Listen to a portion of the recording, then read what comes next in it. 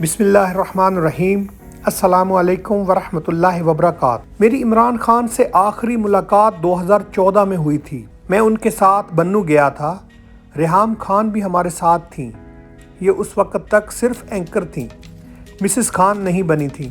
इमरान खान 2013 में अगले वज़ीर-ए-आज़म की हैसियत से लॉन्च हो चुके थे, प्रोफाइलिंग के अमल से गुज़र रहे थे और मेरा ये 30 साल का तजुर्बा है। अपोजिशन और हुकूमत दोनों के दोस्त मुख्तलिफ होते हैं। आप जब अपोजिशन में होते हैं और सड़कें आपका मुकद्दर होती हैं तो आपको बागी, न्यूट्रल, सेल्फलेस, बेखौफ मगर जज्बाती और बेवकूफ़ लोग दरकार होते हैं। लेकिन आप यूं ही इक़्तिदार में पहुंचते हैं तो दीगर तरजीहात के साथ साथ आपके दोस्त भी बदल जाते हैं। आपको फिर वाह वाह, सुभान अल्लाह और क्या बात है जनाब जैसे लोग चाहिए होते हैं, और ये दूसरी किस्म के लोग कमाल कारीगर होते हैं। ये इक़्तिदार के कॉरिडोर्स में पहुंचकर सबसे पहले वज़ीर-ए-आज़म और वज़रा के गिर्द खंदक खोदते हैं और बेवकूफ़ जज्बाती लोगों को खंदक की दूसरी तरफ धकेल देते हैं, और बेवकूफ़ जज्बाती दूसरी तरफ खड़े होकर थोड़ी देर हैरत से महल को देखते हैं, कहकहा लगाते हैं और फिर अपने अपने घर रवाना हो जाते हैं, जबकि कारीगर लोग ज़ुम्बीज़ की तरह बच्चे देते रहते हैं। और यूं चंद दिनों में पूरे सदारती महल पर कारीगरों का कब्ज़ा होता है, और ये लोग उस वक़्त तक वज़ीर-ए-आज़म, सदर या आर्मी चीफ़ के कान, नाक, आँखें और महसूस और चखने की हिस्स बने रहते हैं जब तक इक़्तिदार का मेला पूरी तरह लुट नहीं जाता। 2014 में भी यही हुआ। कारीगरों ने खान का मुहासरा किया और बेवकूफ़ जज्बाती लोगों को खंदक की दूसरी तरफ धकेल दिया गया। बहरहाल माजी लाश होती है और हम जब तक उसे दफन नहीं करते हम आगे नहीं बढ़ सकते, और उस लाश को 4 जुलाई को इमरान खान ने भी दफन कर दिया, और मैंने भी। फवाद चौधरी ने मेरी इमरान खान के साथ मुलाकात तय की। मैं 8 साल बाद बनी गाला गया और मुझे 1 घंटा इमरान खान के साथ गुजारने का मौका मिला। इमरान खान हस्बे मामूल जज्बात और हाई स्पिरिट में थे। वो उसी तरह फुल एनर्जी के साथ गुफ्तगू कर रहे थे। मुझे महसूस हुआ इक़्तिदार के पौने 4 बरसों ने खान को मैच्योर भी कर दिया है। अब उन्हें अपने अल्फाज और गुफ्तगू के विजन और असरात का इल्म हो चुका है। फवाद चौधरी ने यह फ़िक्रा दाग कर गुफ्तगू का मैच शुरू करवा दिया। मुझे चौधरी साहब ने पिछले हफ्ते कहा था, इक़्तिदार से निकलने के बाद पहला हफ्ता मुश्किल होता है और आप लोगों ने वो मुश्किल वक्त गुजार लिया है। मैंने कहकहा लगाकर जवाब दिया, जेल के पहले 24 घंटे और इक़्तिदार से बेदखली के पहले 7 दिन मुश्किल होते हैं। इमरान खान हंसे और कहा, जेल के 24 घंटे नहीं, पूरा हफ्ता मुश्किल होता है।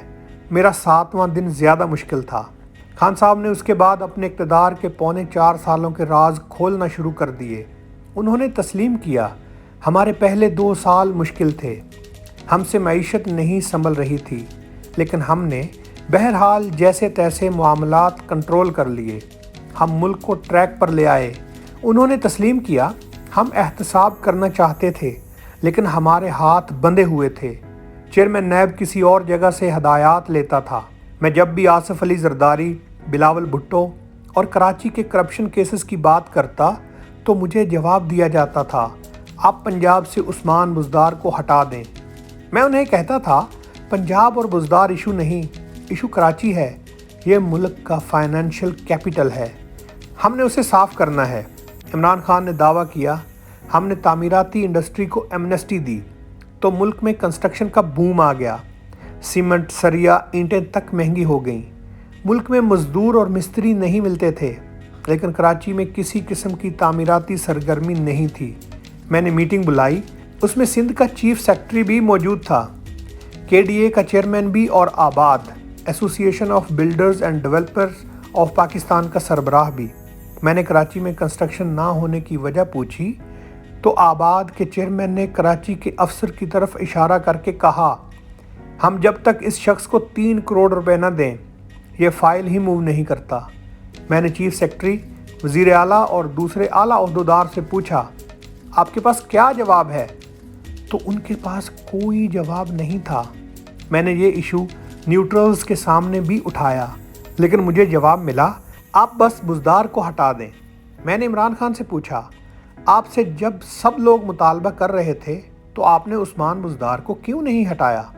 इमरान खान का जवाब था, पंजाब में 3 ग्रुप्स थे, मैं तीनों में से किसको वज़ीर आला बनाता? मैं जिसको भी वज़ीर आला बनाना चाहता था, दूसरा ग्रुप कहता था आप उसे न बनाएं, आप बेशक उस्मान बुज़दार को ही रहने दें। मैं जानता था मैंने जिस दिन उस्मान बुज़दार को हटाया उस दिन पंजाब में वही सूरत हाल होगी जो उस वक़्त है। मैंने उनसे पूछा, आप इस्टेब्लिशमेंट के पसंदीदा तरीन सियासतदान थे, आपके उनसे इख्तलाफात कैसे हो गए? ये हंसकर बोले, मैं आपको जवाब देता हूँ, लेकिन आप 2000 की बात सुने। लबनान के साद हरैरी पाकिस्तान आए। शौकत अजीज़ ने मुझे और साद हरैरी को मैरियट में खाना दिया। शुजात अजीम भी वहाँ मौजूद थे। शौकत अजीज़ ने खाने के दौरान कहा, अल्लाह ताला से दुआ करें अफ़गानिस्तान की जंग तवील हो जाए। मैंने पूछा क्यों? उनका जवाब था, हमें इससे डॉलर्स मिलेंगे। इमरान खान रुक कर बोले, ये हमारी कौमी पॉलिसी है, हम डॉलर्स के लिए इस लेवल तक चले जाते हैं और मैं इस पॉलिसी के ख़िलाफ़ हूँ। मैं अब आपके सवाल की तरफ आता हूँ। मेरा पहला इख्तलाफ अफ़गानिस्तान से अमरीकी फ़ौज के इनखला के दौरान हुआ। मुझे अशरफ गनी ने ताशकंद में कहा, तालिबान पाकिस्तान से धड़ाधड़ आ रहे हैं, हमारी फ़ौज के पास जदीद असलाह है, लिहाजा अफ़गानिस्तान में तसादम होगा और हज़ारों लोग मर जाएंगे, आप तालिबान को रोकें। इमरान खान का कहना था, अमेरिका को भी अफ़गानिस्तान में तालिबान की आमद पर तशवीश थी। हमारे अदारों का ख्याल था अमेरिका के जाने के बाद अफ़गानिस्तान में कम से कम 1 साल लड़ाई होगी।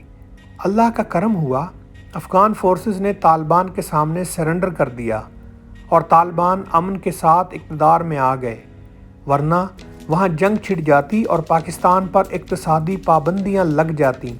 जनरल फैज़ हमीद के बारे में गलत इत्तलात दूसरा इशू बनी। मेरे दिमाग के किसी कोने में भी ये बात मौजूद नहीं थी कि मैं जनरल फैज़ हमीद को अगला आर्मी चीफ बनाऊंगा, लेकिन हमारे दोस्तों और गैरों दोनों ने उसे पहले अफवाह बनाया और फिर खबर, और इस खबर ने गलत फहमी की एक दीवार खड़ी कर दी। इमरान खान का कहना था, मियां नवाज शरीफ, आसिफ अली ज़रदारी और मौलाना फजलुर रहमान को भी खौफ था कि मैं जनरल फैज़ हमीद को आर्मी चीफ बना दूंगा, और ये खौफ बिला वजह था। और तीसरी चीज़, न्यूट्रल्स शहबाज शरीफ को सुपर जीनियस समझते थे। उनका ख्याल था ये आकर दूध की नहरें बहा देंगे, जबकि मैं उन्हें समझाता रह गया, मुल्क बड़ी मुश्किल से ट्रैक पर आया है, आप अगर इन चोरों को बिठा देंगे तो मईशत का जनाजा निकल जाएगा।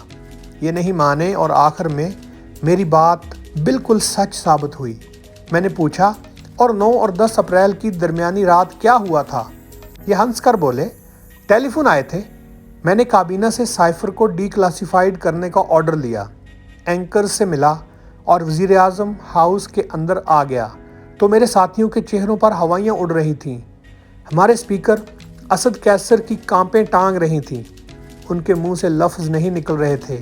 मैंने उसे कहा, खड़े रहो, कुछ नहीं होता, लेकिन उसके आसाब जवाब दे गए थे और उसका कहना था, अदालतें खुल गई हैं, एम्बुलेंस और जेल की गाड़ियां तक आ गई हैं और मैं डिस्क्वालीफाई भी हो जाऊंगा।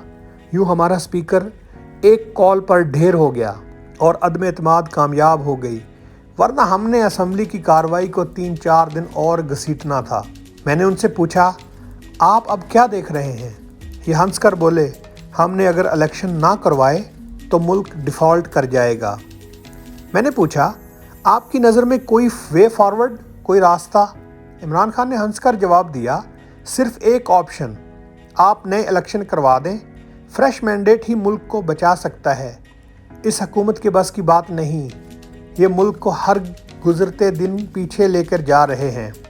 आप बांग्लादेश को देख लें, ये कहाँ था और ये आज कहाँ पहुँच गया।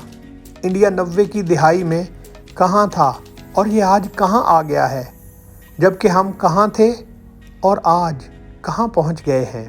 लेकिन हमें शर्म भी नहीं आती। मैंने पूछा, मुल्क को ट्रैक पर वापस कैसे लाया जा सकता है? इमरान खान ने सीने पर हाथ रख कर कहा, صرف ایک چیز سے اگر ساری ناکامیاں اور بدنامیاں وزیر اعظم کی جھولی میں آ رہی ہیں تو پھر اختیار بھی اس کے پاس ہونا چاہیے۔ ہم جب تک وزیر اعظم کو بے اختیار رکھیں گے اسے بدنامیاں جمع کرنے پر لگائیں گے، اس وقت تک یہ ملک نہیں چل سکے گا۔ میں نے پوچھا، آپ اس صورتحال کا ذمہ دار کس کو سمجھتے ہیں؟ عمران خان نے پورے جوش سے جواب دیا، صرف ایک شخص کو، اور ہماری میٹنگ ختم ہو گئی۔